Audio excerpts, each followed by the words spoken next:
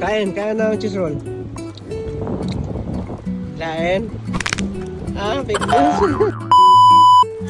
Pinapunta ko pala ng Taiwan ang aking anak at dahil bakasyon na nila, dahil wala silang pasok at dahil hindi naman siya pwedeng samahan ng kanyang mama dahil separated na kami, to the rescue naman ang aking kapatid at hindi lang naman siya yung kasama din yung kanyang anak para may kalaro din yung aking anak.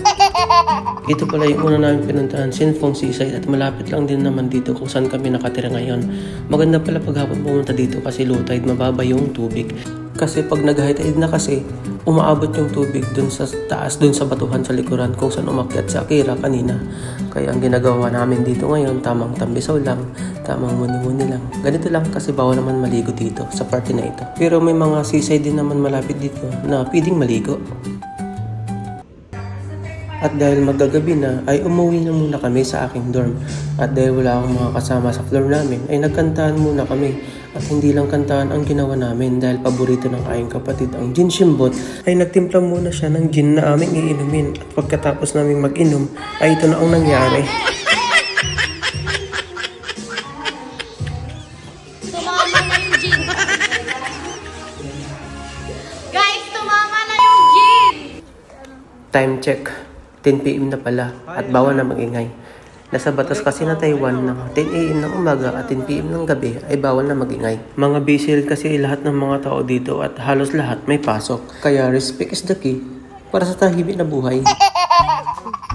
Kaya umalis na kami ng dorm para umuwi sa inupahan kong bahay na titirahan namin habang nakabakasyon sila dito sa Taiwan.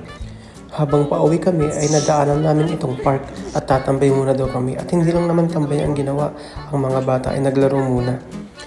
Napakarami palang park dito sa Taiwan kung saan ka pwedeng tumambay, magmuni-muni at ginagawang date yung iba. At yung iba naman ay ginagawang inuman na bawal sa dorm nila.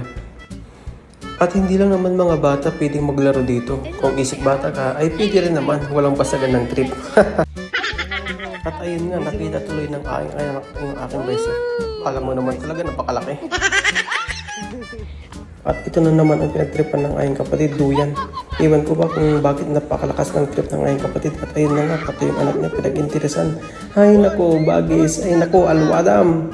Pero okay lang naman kung mahulog ka, madapa ka dyan kasi gawa ng rubberized naman yung nasa ilalim ng park dito. Kaya iwas gasgas, iwas sakit. At sabi ko naman sa kanila, sige, karera kayo.